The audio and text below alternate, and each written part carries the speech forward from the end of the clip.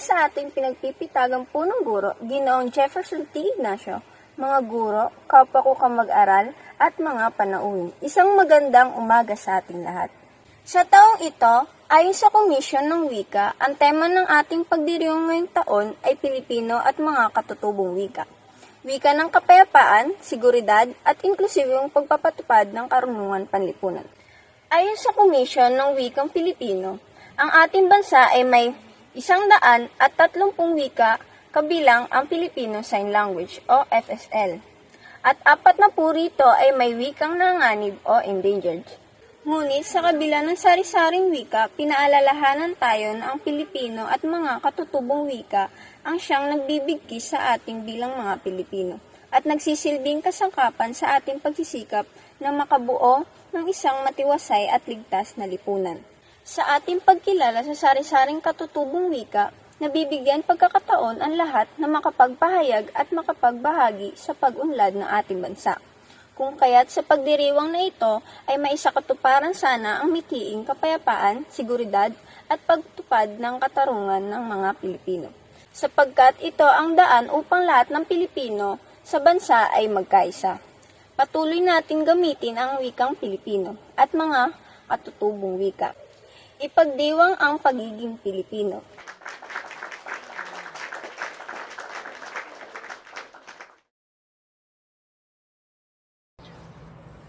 Magandang umaga sa mga guro, magulang at mga kapwa ko, estudyante. Ngayon, sa pagsisimula ng ating kaganapan sa umagang ito, inaanyayaan ko po ang lahat na magsitayo para sa pambansang awit ng Pilipinas at tayo'y magbigay ng paggalang sa ating watawat. 1, 2, 3. Handa ang bayang magiliw, pero sa silanganan, alam ng puso, sa titik mo'y bumay. Lupang hinirang, tuyat ka ng magiliw, sa manlulubi, kita masisingil, sa lagat at bundok, sa simoy at sa langit mo bangay.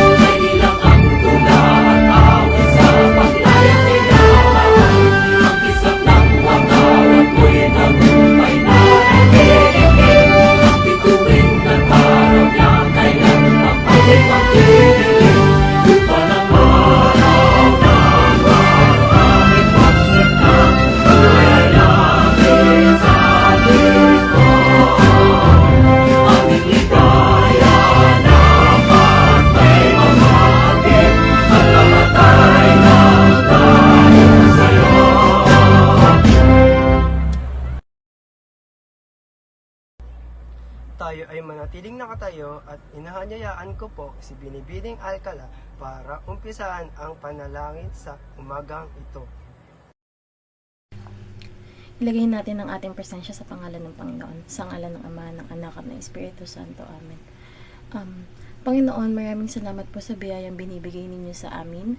Patawarin niyo po kami sa aming mga sala. Panginoon, hinihingi po namin ng inyong gabay upang bigyan kami ng lakas sa pang-araw-araw na gawain. Lagi niyo rin po sana kaming gabayan. Ito ang aming dinadalangin sa matamis na pangalan ni Jesus. Amen. Sa ngalan ng Ama, ng Anak at ng Espiritu Santo. Amen. Bating pagtanggap sa tagapamahala ng mga paaralan sangay ng Manila Business College, Jenico, sa aming butihing punong guro, Ginoo Jefferson Ignacio, sa aming kapitapitagang panauhin, Roland Calabiao, sa aming mga guro, sa aming mga magulang na walang sawang sumusuporta at gumagabay, sa kapwa ko kamag-aral, at sa katangi-tanging panauhin, magandang hapon po. Ngayon, iginugunita natin ang pagdiriwang ng buwan ng wika. Ikinalulugod po namin ang inyong pagdalo sa isa sa mga espesyal na araw ng pagdiriwang ng buwan ng wika. Dito natin matutuklasan ang kagandahan ng sarili nating wika. At maisabuhay ito. Pasasalamat na magandang araw na ipinagkaloob sa atin ng Diyos upang saksihan at ipagdiwang ang araw ng buwan ng wika. Para sa kabataan na nasa unang baitang ng kolehiyo.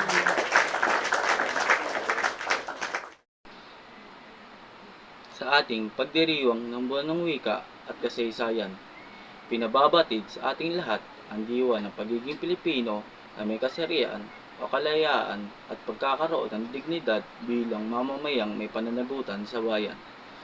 Kaya sa mga guro, magulang at mga kapwa ko mag-aral ngayon, hindi dapat ikahiya kung ano at ang ating wikang ginagamit. Dapat ito ipagmalaki at bigyan ng respeto dahil ang wikang ito ay isa sa mga kasaysayan ng ating bayan na hindi kailanman mawawala. Sa paglipas ng bawat araw, sumisikat nawa ang tunay na liwanag sa gitna ng kadiliman.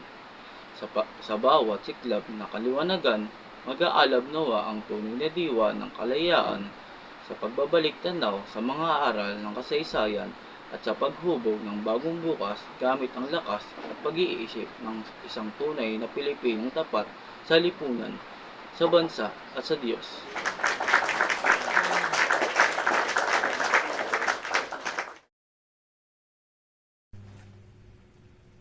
Narito ang rubrics sa magaganap nating paligsahan na tula. Una ay nilalaman at pamamaraan. Ito ay bumubuo ng 50%. Sumunod ay kaugnay sa tema, 25%. Pangatlo, kaangkupan ng mga salita, 15%. Huli, sukat at tugma, 10%. Ito ay bumubuo ng 100%. Upang masimulan na ang patimpalak na ito, kilalanin natin ang unang kalahok na si John Kenneth Gallegos.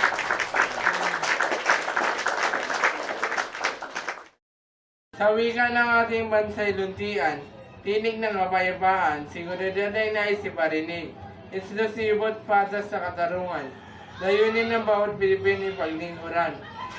May pag-usap sa sariling wika, at pagkakaintindihan bawat puso'y pumawi. Sa Pilipino, magsalita tayo. Magkaunawaan at magkakasama sa tuwing dudulog. Ang mga salitang binubuo ng ating wika, taglay ang kasaysayan ng lahi na nakalatag sa ating mga dila. Ang pag-asa at pangarap na hindi matitinig sa bawat pagsasalita at pagsusulat, ito isulong ang katarungan panlipunan. Bigyan ng boses sa mga walang tinig, upang ang bayan natin ay patuloy ng unlad. Ang mga karapatan ng bawat mamamayan, kapayapaan at seguridad, isulong natin sa wika ng katutubo. Magsama-sama kaya't gamitin ang ating wika. Buhayin ang kultura at pinagmulan sa pagpapatupad ng katarungan panlipunan. Ang Pilipino, wika ng pag-asa at kaunlaran.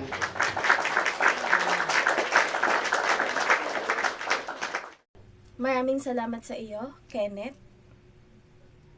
Kilalanin naman natin ang susunod na kalahok na si Sheena May de la Cruz.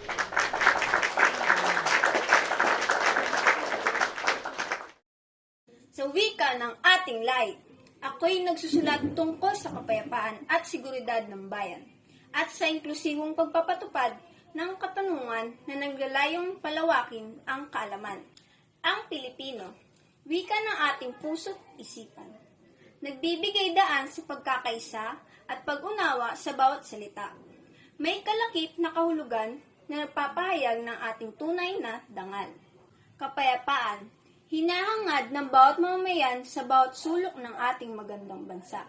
Ito'y biyaya na dapat pahalagahan upang mawala ang alinlangan at takot ng ating mga puso. Sa pamamagitan ng wika, tayo magkakaintindihan, magkakaroon ng pagkakaisa at pag-aalaga. Ang bawat salita may bisa at kapangyarihan na magdulot ng pagbabago at pagunlad sa ating bayan. Ngunit hindi lamang kapayapaan ang ating layunin.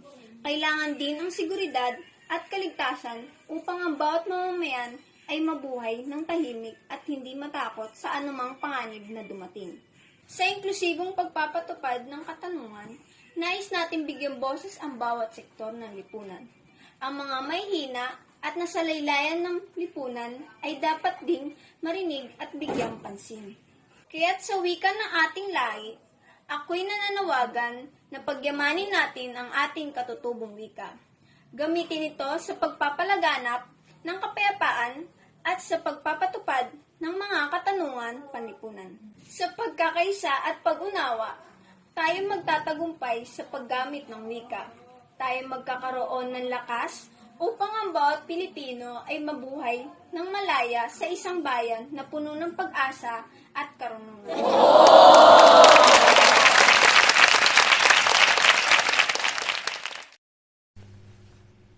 Maraming salamat, Sheena May de la Cruz. Narito na ang sertipiko. Katibayan ng pagpapakilala ay iginawad kay bilang sa patimpalak na pagsulat ng tula na ginanap kaugnay sa pagdiriwang sa buwan ng wika noong Agosto 14, 2023 na iginawad ngayong ika-30 ng Agosto 2023 sa Manila Business College. Narito na po ang sertipiko. Katibayan ng pagpapakilala ay iginawad kay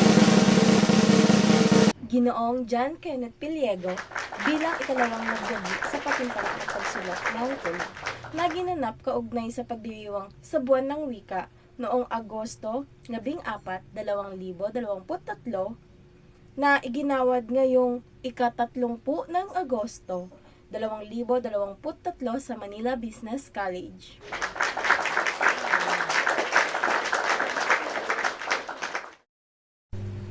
Narito na din po ang isa pang sertipiko.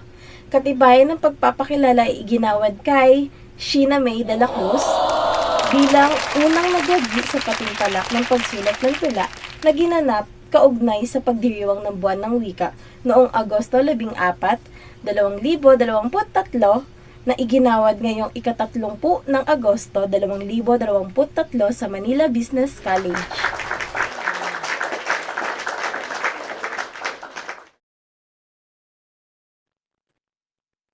Isang napakagandang umaga sa ating lahat. Buong puso nagpapasalamat unang-una sa ating poong may kapal at ipinagdiwang ang buwan ng wika ngayong taong 2023. Pangalawa, salamat sa walang patid na suporta at patnugod sa lahat ng mga aktibidad sa bawat departamentong institusyong ito.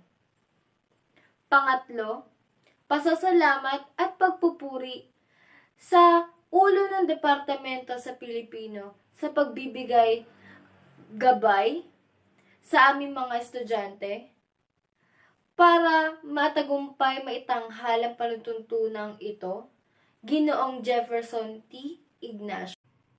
Pang-apat, pinasasalamatan din natin ang ating mga guro sa asignaturang Pilipino sa nagsisilbing instrumento sa ating mga kabataang ito, na makapagtanghal ng iba't ibang presentasyon sa nagpapakitang kahalagahan sa ating katutubong wika para sa kapayapaan, seguridad, at sa pagpapatubad ng katarungang panlipunan sa ating bansa.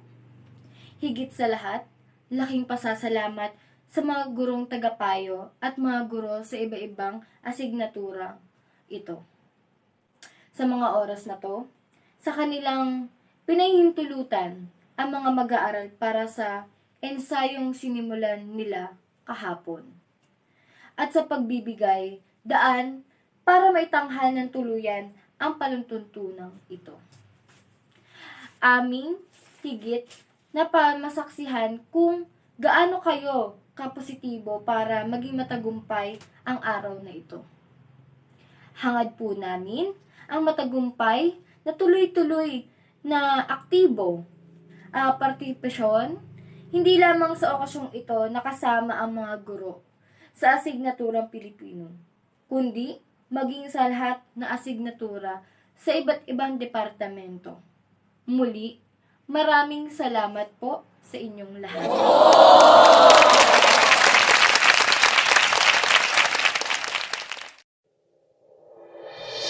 Salubungin ang sinag ng araw sa silang. Ang pagsulong sa pagtangkilik at pagmamahal ng wikang Filipino. Ng mga biyayang hatid ng may kapal sa lubungin.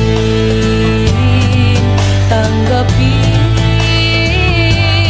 pasalamatan, ipamahagi. Sa mundong ang pagbabago ay patuloy na umuusbong, di natin maalintala na pati na rin ang ating lingwahe ay naaapektuhan nito. Bilang isang Pilipino, masasabi ko na sa panahon ngayon, unti-unti nang nalalagas ang ating pambansang wika. Natatakpan ng wikang Banyaga, wika ng mga Hapones, Espanyol at higit sa lahat, ang patok ngayon ay ang Hangul, ang lingwahe ng mga Koreano. Marami na rin mga lingwaheng nagsilitawan. Ilan sa mga halimbawa nito ay ang Papaya words, at ang isa naman ay ang Gay Lingo na kung saan ay tinatangkilik na rin ng karamihan sa atin. Di man natin makokontrol ang mga pagbabagong ito, ngunit bilang isang mamamayang Pilipino, isa sa mga responsibilidad natin ay ang buhayin at paglinangin ang wikang Filipino, na kung saan ito ay hindi lamang grupo ng mga salita, subalit ito rin ang nagbibigay ng identidad natin bilang isang dugong Pilipino. Ng sinag ng araw sa silangan, tanggapin ang mga biyayang May kasabihan nga tayong mahalin ang sariling atin. Ito ang magbibigay sa atin ng lakas upang maging inspirasyon sa mga kabataan ngayon na unti-unti nang nakakalimutan ang gramatika, termino at pragmatika ng ating wika. Ito ang nagsisilbing dugo ng mga Pilipino na dumadaloy sa ating katawan at isip at nagkokonekta sa bawat isa. Kung kaya't, huwag mong ikahiya ito. kasaganaan, sagana sa likas. Wikang Filipino ang lingwahe ng mga malalakas, matatalino at may pagmamahal sa bansa. Sagana sa taong payapayano at mapagkumbaba. Ating tangkilikin at mahalin ang wikang Filipino.